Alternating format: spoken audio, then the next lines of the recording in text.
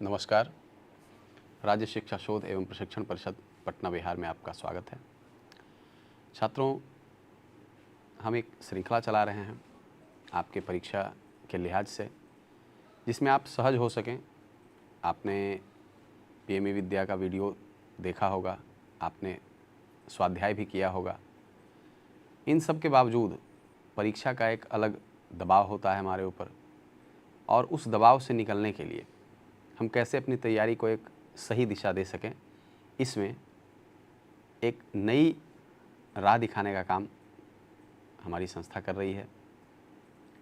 हम कोशिश ये करते हैं कि आपके पाठ्य पुस्तक से और पिछले आए प्रश्नों में से जिस भी प्रकार के प्रश्न आते हैं, उन सभी प्रश्नों की एक श्रृंखला आपके समक्ष रखी जाए, कई प्रश्न रखे जाएं, ताकि आपकी तैयारी अच्छे ढंग से हो सके। तो इसी कड़ी में आज हम आपके समक्ष पुनः प्रस्तुत हैं।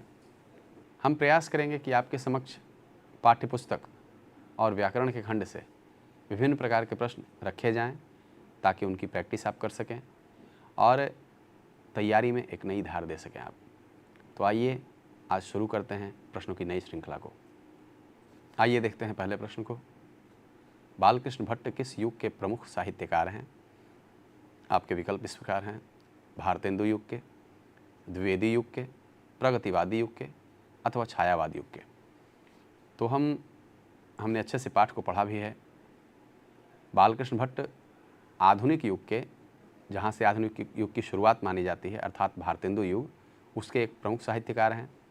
और प्रमुख साहित्यकार होने के साथ साथ आपने देखा होगा, आपने पढ़ा होगा कि भारतेंदु युग से ही गद्य की शुरुआत मानी जाती है। तो गद्य की शुरुआत के सबसे प्रमुख और सबसे सशक्त हस्ताक्षर अगर कोई हैं तो बालकृष्ण भट्ट हैं। निबंध में इनका कोई जवाब नहीं है। निबंध बेहतरीन निबंध ये लिखते हैं, और इनके निबंध में सभी वो गुण मौजूद होते हैं जो एक निबंध के लिए आवश्यक गुण हैं। और इनका एक निबंध हमको पढ़ना भी है पाठ में, जिसका शीर्षक बातचीत है, हमने पढ़ा भी है। तो इस प्रश्न का जवाब इस प्रकार हमें मिलता है: भारतेंदु युग। बिल्कुल सही जवाब। अगला प्रश्न, उसने कहा था, ये कहानी है। उसने कहा था शीर्षक कहानी में पोल्हू राम कौन था? आपके विकल्प हैं चौकीदार, डाक बाबू, किसान, सिपाही। तो आपको कहानी अगर याद आ रही होगी तो ये वही कहानी है जिसको लिखकर पूरे हिंदी जगत में, और न केवल कहानी के क्षेत्र में बल्कि हिंदी जगत में सबसे सुंदर, सबसे खूबसूरत कहानी का श्रेय पाया उसने कहा था कि, और इसके लेखक हैं चंद्रधर शर्मा गुलेरी। तो आइए इसके उत्तर की ओर बढ़ते हैं। इसमें पोल्हू राम उसने कहा था शीर्षक में चौकीदार के किरदार में आता है हमारे सामने। अगला प्रश्न देखते हैं, लोकनायक के रूप में कौन प्रसिद्ध हुए? प्रश्न है, लोकनायक के रूप में कौन प्रसिद्ध हुए? और इसके विकल्प हैं महात्मा गांधी, लाला लाजपत राय, जयप्रकाश नारायण और सुभाष चंद्र बोस। तो यह बहुत आसान प्रश्न है, इसके लिए हमें बहुत ज़्यादा मेहनत करने की आवश्यकता नहीं है। लोकनायक जयप्रकाश नारायण इनके नाम में ही जुड़ गया है, जो कि उनको लोकनायक कहा जाता है, यानी लोगों का नायक, अर्थात समाज के सभी वर्गों के बीच से निकले हुए नायक थे ये, इसीलिए इनको लोकनायक की उपाधि दी गई है। और आप सभी जानते हैं कि हमारे राज्य बिहार के एक प्रसिद्ध स्थल गांधी मैदान में इन्होंने एक भाषण दिया था, संपूर्ण क्रांति, और वही पाठ हमारे यहाँ, हमारे संक्षिप्त रूप में वो हमारे पाठ में मौजूद है, जिसका हमने अध्ययन भी किया है, संपूर्ण क्रांति। तो उसी से संबंधित, उसी के जो यानी जिन्होंने भाषण दिया है उसका संकलित किया गया है, वह एक संक्षिप्त रूप है आपके पाठ में दिया हुआ।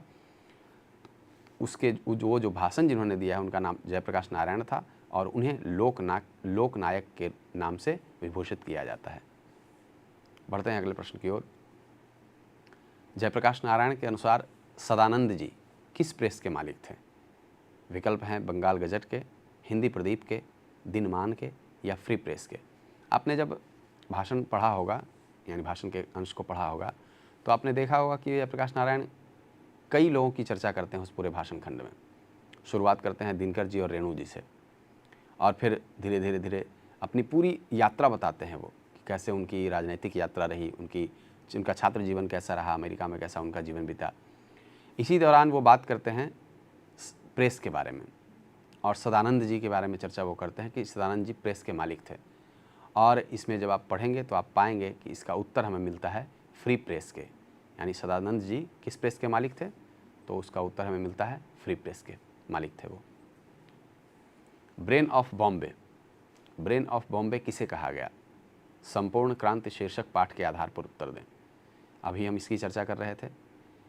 संपूर्ण क्रांति एक महत्वपूर्ण भाषण है, आप ध्यान रखें। ये एक तरह से अविस्मरणीय समय था वह यहाँ के लोगों के लिए, जब एक तरह से ऐसा माना जाता है, हम लोग पढ़ा करते हैं किताबों में, कि उस समय आम जनमानस बहुत परेशान था केंद्रीय सत्ता से, और उसके विकल्प के तौर पर और उसके खिलाफ आवाज़ जो उठाई गई, सबसे सशक्त आवाज़ जिन्होंने उठाई वो लोकनायक जयप्रकाश नारायण थे। और उसी के लिए 5 जून 1974 को एक भाषण दिया गया पटना के गांधी मैदान में, और उसी भाषण के दौरान इन्होंने चर्चा किया था ब्रेन ऑफ बॉम्बे की, जयप्रकाश नारायण ने।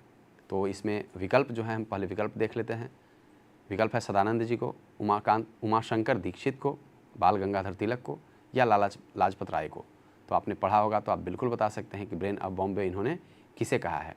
इसका उत्तर हमारे सामने आता है उमाशंकर दीक्षित के रूप में, कि उन्होंने उमाशंकर दीक्षित को ब्रेन ऑफ बॉम्बे कहा था। रामधारी सिंह दिनकर, रामधारी सिंह दिनकर का जन्म किस वर्ष हुआ था? विकल्प हैं 1916, 1908, 1904 या 1905।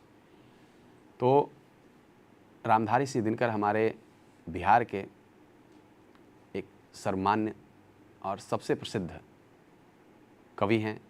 इन्हें राष्ट्र कवि का दर्जा दिया गया है।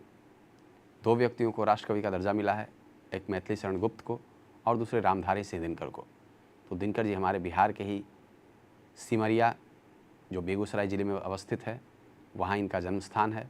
और इनका जन्म, आपको मैं एक परीक्षा की दृष्टि से मैं बताऊं कि आप अगर एक काम करें तो आपके लिए बहुत आसान हो जाएगा कि आप सारे जितने भी लेखक हैं आपके पाठ में आए, उन लेखक का नाम एक लाइन से, उनकी जन्म तिथि, उनका मृत्यु वर्ष, उनकी द्वारा लिखी गई प्रमुख रचनाएं, और किन रचनाओं पर कौन सा उनको पुरस्कार मिला है, या कौन से अन्य उनको पुरस्कृत किए गए हैं किस रूप में, या तो हो सकता है उन्हें पद्मश्री मिला होगा, पद्म विभूषण मिला होगा, साहित्य अकादमी पुरस्कार मिला होगा, या भारतीय ज्ञानपीठ पुरस्कार मिला होगा। तो एक कॉलम में उनसे संबंधित ये सारे जानकारियों को आप इकट्ठा कर सकते हैं और एक चार्ट आप बना लें, उससे बहुत आसान हो जाएगा आपके लिए, और सारी जानकारी आपको एक जगह पे मिलेगी। तो ये इस हिसाब से आपके लिए आसान हो जाएगा। तो इस प्रश्न का उत्तर है 1908। 1908 में रामधारी सिंह दिनकर का जन्म हुआ था। रामधारी सिंह दिनकर की पहली कविता जो छात्र सहोदर में प्रकाशित हुई, वह कब प्रकाशित हुई थी? ये प्रश्न है। इसका विकल्प है 1924, 1925, 1922 या 1926 में। आपने अभी देखा कि रामधारी सिंह दिनकर का जन्म हम पढ़ रहे थे 1908 में, और पहली कविता उनकी जो छप रही है वह आप जब वर्ष देखेंगे यहाँ 1924, 25, 26 और 22, तो जब हम उत्तर की ओर बढ़ते हैं तो 1925 हमें प्राप्त होता है। 1925 में इनकी प्रथम कविता छपी थी छात्र सहोदर में। आप देखें, यानी मात्र 17 वर्ष की आयु में, 17 वर्ष की आयु में इनकी पहली कविता छप रही है। और आप उनकी शुरुआती कविताओं को भी देखेंगे तो ऐसा महसूस नहीं होगा कि वो एकदम नएपन से लिख रहे हैं। उतनी ही गहराई से कविता उस समय भी वो लिख रहे थे, अपने यौवन जिस समय प्रारंभ हो रहा था उनका, उस समय भी। तो छात्र सहोदर में इनकी पहली कविता छपी थी 1925 में, यह इसका उत्तर है। इसके बाद आगे हम बढ़ते हैं अगले प्रश्न की ओर। अपने जीवन के अंतिम दिनों में किसने नारीत्व की भी साधना की थी? अपने जीवन के अंतिम दिनों में किसने नारीत्व की भी साधना की थी? विकल्प हैं विनोबा भावे ने, जयप्रकाश नारायण ने, जवाहरलाल नेहरू ने, या महात्मा गांधी ने। तो ये हमारे राष्ट्रपिता के बारे में बात की जा रही है, और ये जो आप प्रश्न देख रहे हैं, यह प्रश्न है आपके पाठ्यपुस्तक में एक निबंध है अर्धनारीश्वर, और अर्धनारीश्वर लिखा गया है रामधारी सिंह दिनकर का के द्वारा, जो अभी हम पढ़ रहे थे। रामधारी सिंह दिनकर अर्धनारीश्वर में इस बात की चर्चा करते हैं कि हर पुरुष में नारी का गुण भी होना चाहिए और हर नारी में पुरुष का भी गुण होना चाहिए। इसी को लेकर, इसी विषय वस्तु को लेकर वो पूरी निबंध लिखते हैं।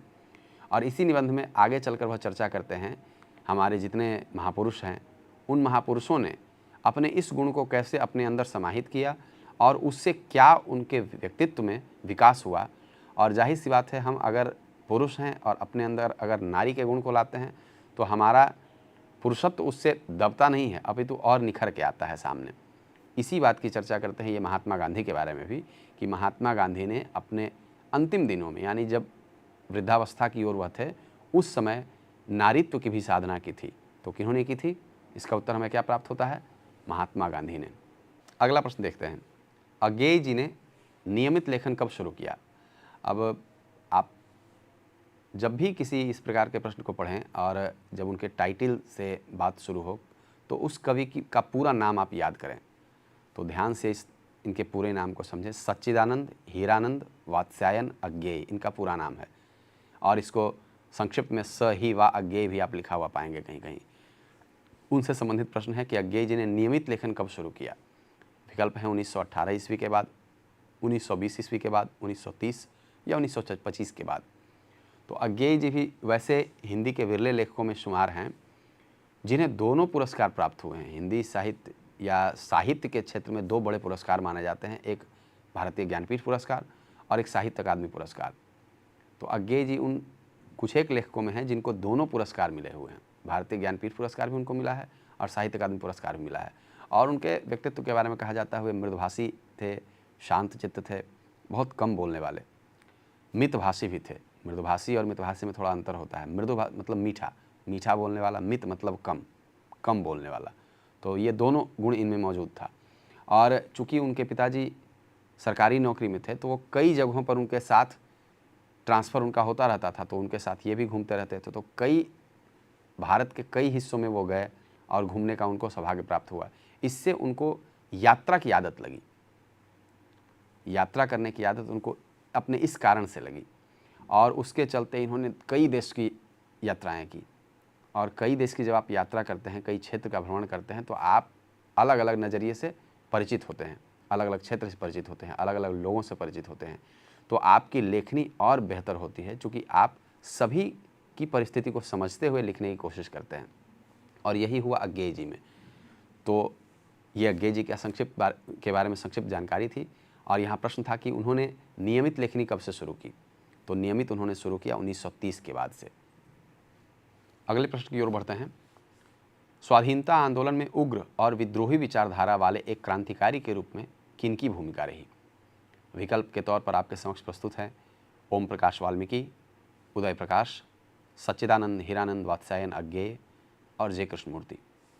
तो मैं अपने पिछले वीडियो में मैं बता रहा था कि आप अगर विकल्प में आप फंसें कहीं पे और आपको पता नहीं चले कि कौन सा विकल्प सही है, तो हम एलिमिनेशन मेथड अपनाते हैं। तो आप देखें यहाँ पे कि स्वाधीनता आंदोलन की चर्चा की जा रही है कि स्वाधीनता आंदोलन के समय, तो आप जब विकल्प में देखेंगे कि ओम प्रकाश वाल्मीकि और उदय प्रकाश, इन दोनों का जन्म, अगर जन्म तिथि आपको याद होगा, इन दोनों का जन्म स्वाधीनता के बाद हुआ है, यानी 1947 के बाद। तो जाहिर सी बात है कि स्वाधीनता के बाद जिनका जन्म हो रहा है वह स्वाधीनता आंदोलन के समय क्या कुछ विचारधारा रख पाएंगे क्या? जब वो मौजूद ही नहीं रहेंगे तो विचारधारा होने का सवाल ही पैदा नहीं होता है। तो इसका मतलब है कि हमारे पास विकल्प के रूप में दो व्यक्ति बचते हैं, सच्चिदानंद हीरानंद वात्स्यायन अज्ञेय या फिर जे कृष्णमूर्ति। तो यह जो आप लाइन पढ़ रहे हैं, स्वाधीनता आंदोलन में उग्र और विद्रोही विचारधारा, यह अज्ञेय जी की विचारधारा थी। और अपनी लेखनी में भी उन्होंने इस चीज़ को रखा। यद्यपि वो मितभाषी थे, मृदुभाषी थे, शांत रहने वाले, लेकिन विचारधारा जो उनकी थी वह एक क्रांतिकारी थी। तो इसका उत्तर अज्ञेय हमें प्राप्त होता है। मलिक मोहम्मद जायसी। मलिक मोहम्मद जायसी का जन्म कहाँ हुआ था? विकल्प के तौर पर दिल्ली में, जायस में, राजापुर में और देहरादून में। इस प्रश्न में तो प्रश्न में ही उत्तर छुपा हुआ है। आप देख रहे हैं कि विकल्प नंबर बी जो है जायस में, इनके नाम में जो जायसी लगा हुआ है इनके स्थान के कारण ही लगा हुआ है। इनका पूरा नाम मलिक मोहम्मद जायसी जो है ये जायस के थे, जायस में इनका जन्म हुआ था, इसीलिए इनके नाम के पीछे जायसी लगा हुआ है।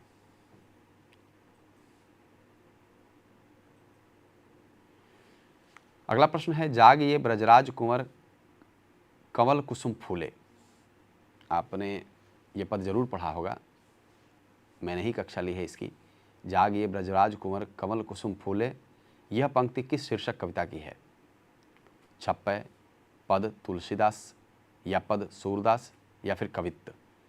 तो आप इसके पहले ही लाइन को जब पढ़ेंगे तो आपको याद आएगा कि यह भगवान कृष्ण को कहा जा रहा है। भगवान कृष्ण सोए हैं और उनको जगाने की कोशिश की जा रही है। और जगा कौन रहे हैं? यशोदा जगा रही हैं। तो जहाँ कृष्ण की चर्चा हो तो ध्यान रखें कि वहाँ तुलसीदास जी ने कृष्ण के बारे में कम लिखा है या नहीं लिखा है। कृष्ण के बारे में लिखने का श्रेय और कृष्ण के प्रति अपार भक्ति जिन्होंने अपनी प्रदर्शित की है वह सूरदास हैं। सूरदास को कृष्ण भक्ति का सबसे सर्वश्रेष्ठ कवि माना जाता है। तो यह पद जो है, यह पंक्ति जो है, सूरदास के पद की पहली पंक्ति थी। पहला पद जो आपने पढ़ा था, जागिए ब्रजराज कुंवर कंवल कुसुम फूले, ये पद सूरदास से लिया गया है। हनुमान बाहुक नामक रचना कितने छंदों की है? ये प्रश्न है। इसका विकल्प है 44, 45, 46 या 47। तो इसके उत्तर के रूप में हम हनुमान बाहुक जो है वह 44 छंदों की रचना है। एक बहुत प्रसिद्ध यह रचना है जिसके बारे में आपके समक्ष ये प्रश्न पूछा गया है। अगला प्रश्न, तुलसीदास क्या पहनते थे? पायजामा, कौपीन, धोती या लुंगी? तुलसीदास आप जानते हैं राम भक्ति के सबसे बड़े, सबसे प्रमुख कवि। तो इनके पहनने के बारे में प्रश्न पूछा जा रहा है। आप जब किताब पढ़ेंगे तो किताब के जहाँ पे कवि की चर्चा की जाती है वहाँ लिखा हुआ है कि वह कौपीन पहनते थे। तो इस प्रकार से इसका उत्तर होता है कौपीन। अगला प्रश्न है, नाभादास का जन्म किस वर्ष हुआ था? 1540 ईस्वी, अनुमानित 1530 ईस्वी, 1570 ईस्वी या 1560 ईस्वी? ध्यान रखें कि उस काल के जितने कवि हैं उनके जन्म को लेकर विवाद बना हुआ रहता है कि वह कब एग्जैक्ट कब पैदा हुए ये कहना मुश्किल होता है। तो उसी प्रकार से नाभादास की जन्म तिथि के बारे में भी अनुमान ही लगाया जाता है और अनुमानतः जो हम उत्तर पाते हैं इसमें वह विकल्प सी है, यानी 1570 अनुमानित जो तिथि है वह मानी जाती है कि उस समय नाभादास का जन्म हुआ था। अगला प्रश्न है, भक्तमाल शीर्षक रचना में कितने छप्पय हैं? छप्पय एक छंद है। पहले विकल्प देख लेते हैं, 216, 416, 116 या 316। तो छप्पय एक छंद है जिसमें 6 पद होते हैं और रोला और उल्लाला के मिलने से यह छंद बनता है छप्पय। तो इसका जो उत्तर हमें प्राप्त होता है वह 316 होता है। भक्तमाल शीर्षक रचना में छप्पयों की जो संख्या है वह 316 है। कवि भूषण के पिता का नाम क्या था? भूषण वीर रस के सबसे प्रमुख कवि हमारे हिंदी साहित्य में। तो इनके विकल्प के रूप में है रत्नाकर त्रिपाठी, दिवाकर त्रिपाठी, सियाराम त्रिपाठी या जगमोहन त्रिपाठी। तो इस प्रकार से भूषण के पिताजी का नाम रत्नाकर त्रिपाठी हुआ करता है और यह आपके पुस्तक में दिया हुआ भी है। तो विकल्प ए हमारे पास सही उत्तर के रूप में आता है, रत्नाकर त्रिपाठी। शिवा बावनी, अगला प्रश्न है, शिवा बावनी शीर्षक रचना के कितने मुक्तकों में शिवाजी की वीरता का बखान किया गया है? शिवा बावनी में शिवाजी की वीरता का ही बखान किया गया है। यह भूषण द्वारा रचित है। विकल्प है 50 मुक्तकों में, 52 मुक्तकों में, 51 मुक्तकों में या 55 मुक्तकों में। मुक्तक एक ऐसा छंद है जिसमें जो 4 लाइन का होता है और इसमें पूर्वापर संबंध की आवश्यकता नहीं होती है, यानी पीछे क्या कहा गया है। मुक्तक का मतलब मुक्त, जो मुक्त रहे। 4 लाइन की जो भी जिस प्रकार की कविता है जो मुक्त हो अपने आप में उसे मुक्तक कहते हैं। तो यह इसका उत्तर हमें इस प्रकार मिलता है, शिवा बावनी शीर्षक रचना में जितने छंदों में शिवाजी की वीरता का बखान किया गया है वह 52 मुक्तक हैं। 52 मुक्तक में शिवाजी की वीरता का बखान किया गया है। अगला प्रश्न, वारिवाह। वारिवाह शब्द का अर्थ क्या होता है? विकल्प हैं पानी, कीचड़, बादल, धरती। और वारिवाह का उत्तर जो है वह होगा बादल। वारिवाह का अन्य नाम बादल भी होता है। अगला प्रश्न, प्रेम पथिक शीर्षक रचना के रचनाकार कौन हैं? विकल्प हैं रघुवीर सहाय, अशोक वाजपेयी, विनोद कुमार शुक्ल या जयशंकर प्रसाद। तो ये ऊपर के 3 विकल्प जो हैं वो आधुनिक कवि हैं, आधुनिक लेखक हैं, और जयशंकर प्रसाद जो हैं वो छायावादी कवि हैं। और यह जो प्रेम पथिक रचना है यह जयशंकर प्रसाद द्वारा रचित है। इस प्रकार आपके समक्ष प्रस्तुत जो विकल्प है उसमें से डी विकल्प सही आता है और जयशंकर प्रसाद इसका उत्तर होता है। अगला प्रश्न है, ओम प्रकाश वाल्मीकि को परिवेश सम्मान किस वर्ष प्राप्त हुआ? परिवेश सम्मान एक लेखनी के क्षेत्र में दिया जाने वाला महत्वपूर्ण सम्मान है। विकल्प है 1997 में, 1995 में, 1994 या 1993 में। तो इसका उत्तर है 1995, यानी ओम प्रकाश वाल्मीकि को परिवेश सम्मान किस वर्ष प्राप्त हुआ था? 1995 में प्राप्त हुआ था। अब और नहीं, प्रश्न है अब और नहीं कविता संकलन किसके द्वारा रचित है? ओम प्रकाश वाल्मीकि, नामवर सिंह, जे कृष्णमूर्ति या उदय प्रकाश। तो आप विकल्प एलिमिनेशन के मेथड से भी आप निकाल सकते हैं। जे कृष्णमूर्ति के द्वारा ये कविता नहीं लिखी जा सकती है। उदय प्रकाश गद्यकार हैं, नामवर सिंह भी गद्यकार हैं। तो इस प्रकार से हमें उत्तर जो प्राप्त होता है वह उत्तर होता है ओम प्रकाश वाल्मीकि, यानी कि अब और नहीं जो कविता संकलन है वह ओम प्रकाश वाल्मीकि के द्वारा रचित है। अगला प्रश्न है, जूठन शीर्षक पाठ में एक पशु की खाल कितने रुपए में बिकती थी? ओम प्रकाश वाल्मीकि द्वारा रचित है यह जूठन कहानी। तो इसमें विकल्प हैं 15 रुपये, 10 रुपये, 20 से 25 रुपये या 30 रुपये। तो इसका विकल्प में बी विकल्प सही है। 10 रुपये में वह पशु की खाल बिकती थी और इसका अपना अनुभव इन्होंने लिखा है ओम प्रकाश वाल्मीकि ने जूठन कहानी में। तिरिश शीर्षक पाठ में बैंक के नेपाली चौकीदार का नाम क्या था? इस प्रकार के प्रश्न पूछे जाते हैं। ये जितने प्रश्न आपके समक्ष रखे जा रहे हैं वो सभी प्रश्न आपसे पूछे जाते हैं। तिरिश शीर्षक पाठ में बैंक के नेपाली चौकीदार का नाम क्या था? विकल्प रंजन, थापा, जगन या राजन। तो विकल्प 20 का उत्तर सही है, थापा। तिरिश में नेपाली चौकीदार का नाम क्या था? थापा। अगला प्रश्न, सूरदास किस भाषा के महान कवि हैं? इसमें कोई किसी भी प्रकार के विकल्प की आवश्यकता ही नहीं होनी चाहिए आपके लिए, यद्यपि फिर भी विकल्प हैं हमारे समक्ष। मगही, अवधी, ब्रजभाषा, हिंदी। तो इसमें ब्रजभाषा के सर्वश्रेष्ठ कवि सूरदास थे, तो उत्तर ब्रजभाषा होगा। कनिया का अर्थ क्या होता है? जेवत श्याम नंद की कनिया, यहाँ से यह लिया गया है, पद से यह शब्द लिया गया है। इसका विकल्प है कंधा, हाथ, सर, गोद। तो कहाँ नंद जी कहाँ बिठाकर खिला रहे थे भगवान कृष्ण को? गोद में। तो कनिया का अर्थ यहाँ गोद होता है। अगला प्रश्न, तुलसीदास की माता का नाम क्या था? विकल्प हुलसी, पार्वती, माया या विमला। तो तुलसीदास का नाम बहुत प्रसिद्ध है, उनकी माता जी का नाम हुलसी देवी था। कामायनी सबसे बड़ा महाकाव्य आधुनिक काल का, कामायनी शीर्षक महाकाव्य का प्रकाशन किस वर्ष किया गया था? विकल्प हैं 1930, 1937, 1936 या 1938। तो इसका सी विकल्प सही है। 1936 में कामायनी महाकाव्य का प्रकाशन किया गया था, जो जयशंकर प्रसाद के द्वारा लिखा गया है। अगला प्रश्न, जयशंकर प्रसाद सही है। जयशंकर प्रसाद किस युग के कवि थे? द्विवेदी युग, भारतेंदु युग, छायावादोत्तर युग या छायावाद युग। तो हम सभी जानते हैं छायावाद के प्रमुख स्तंभों में से एक थे, तो ये इसका उत्तर होगा छायावाद युग। अगला प्रश्न, तुम खाओ यह किस वाक्य का उदाहरण है?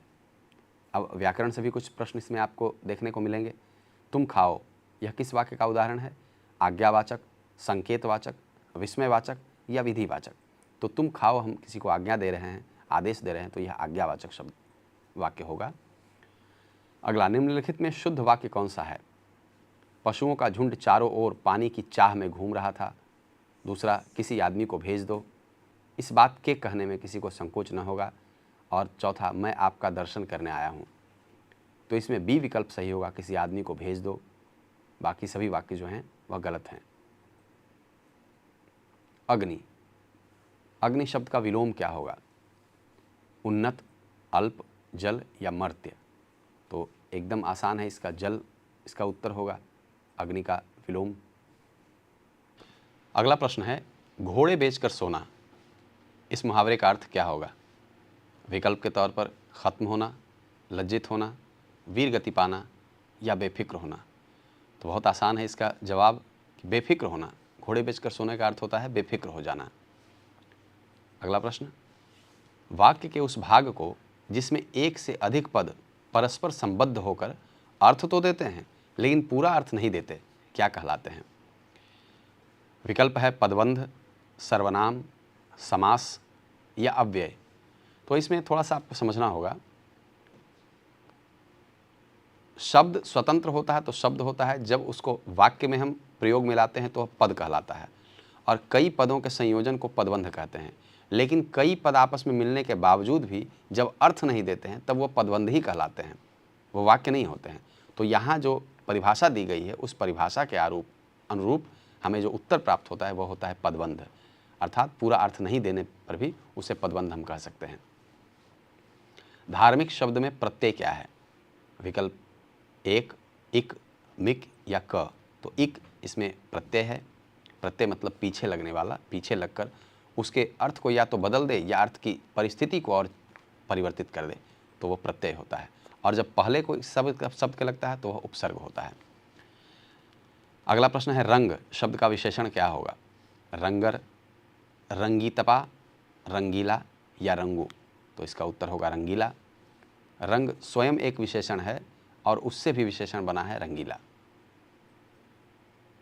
बरवै रामायण शीर्षक रचना किसकी है? बरवै रामायण किसकी रचना है? विकल्प है सूरदास की, तुलसीदास की, नाभादास की या भूषण की। तो बरवै रामायण भी जैसे रामचरितमानस तुलसीदास की रचना है, उसी प्रकार से बरवै रामायण भी वो स्वामी तुलसीदास की ही रचना है। तो इस प्रकार बी विकल्प हमारे समक्ष सही प्रस्तुत होता है। कवि नाभादास का स्थायी निवास कहाँ था? काशी, मथुरा, वृंदावन या प्रयाग। तो इसके उत्तर के रूप में हम जानते हैं कि उनका स्थायी निवास नाभादास का वृंदावन था। वृंदावन में वो स्थायी रूप से रहा करते थे और कृष्ण भजन किया करते थे। विशाख शीर्षक नाटक रचित है किनके द्वारा? अशोक वाजपेयी के द्वारा, रघुवीर सहाय के द्वारा, ज्ञानेंद्र पति के द्वारा या जयशंकर प्रसाद के द्वारा। तो विशाख शीर्षक नाटक जो है वह हमारे छायावाद के अप्रतिम कवि जयशंकर प्रसाद द्वारा रचित है, इसलिए इसका उत्तर विकल्प डी सही प्रतीत होता है हमें, जयशंकर प्रसाद। सभा का खेल शीर्षक रचना किसकी है? सुभद्रा कुमारी चौहान की, विनोद कुमार शुक्ल की, गजानन माधव मुक्तिबोध की या हजारी प्रसाद द्विवेदी की। तो सभा का खेल शीर्षक रचना जो है यह सुभद्रा कुमारी चौहान द्वारा रचित है। आप जब कवि के बारे में पढ़ेंगे उसमें यह दिया हुआ है विकल्प के तौर पर कि सभा का खेल सुभद्रा कुमारी चौहान द्वारा रचित एक रचना है। कवियों का कवि किसे कहा गया है? शमशेर बहादुर सिंह को, नाभादास को, ज्ञानेंद्र पति को या रघुवीर सहाय को। इस प्रश्न को हमने पहले भी हल किया था, तो इस प्रश्न का उत्तर मैं नहीं दूंगा। आप इस प्रश्न को खुद से पढ़ें और समझें और बताएं। गजानन माधव मुक्तिबोध का जन्म किस वर्ष हुआ था? विकल्प है 1917, 1921, 1915 या 1916। तो गजानन माधव मुक्तिबोध का जन्म 1917 में ईस्वी में हुआ था।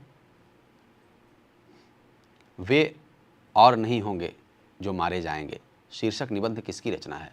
मुक्तिबोध, भूषण, रघुवीर सहाय या जयशंकर प्रसाद। तो आप जब पढ़ेंगे तो इसमें विकल्प के तौर पर रघुवीर सहाय जो नाम आता है आपके समक्ष, वे और नहीं होंगे जो मारे जाएंगे, यह शीर्षक निबंध उन्हीं के द्वारा रचित है। रघुवीर सहाय इसका उत्तर प्रतीत होता है हमें। तो छात्रों, हमने देखा कि आज कई प्रश्नों को हमने हल किया। उसमें पाठ्यपुस्तक से संबंधित कुछ प्रश्न थे, कुछ व्याकरण खंड से थे और अलग अलग प्रकार के प्रश्नों को हमने हल किया। इसी प्रकार के प्रश्न आपके परीक्षा में आते हैं और यह श्रृंखला लगातार आपके समक्ष प्रस्तुत की जाएगी और आप निश्चित रूप से इससे आपको लाभ होगा और आप इसका लाभ उठा भी रहे होंगे। इसी आशा के साथ आप अपनी पढ़ाई को जारी रखें और हम फिर अगले वीडियो में आपसे मिलेंगे इसी प्रकार की श्रृंखला के साथ। तब तक के लिए नमस्कार।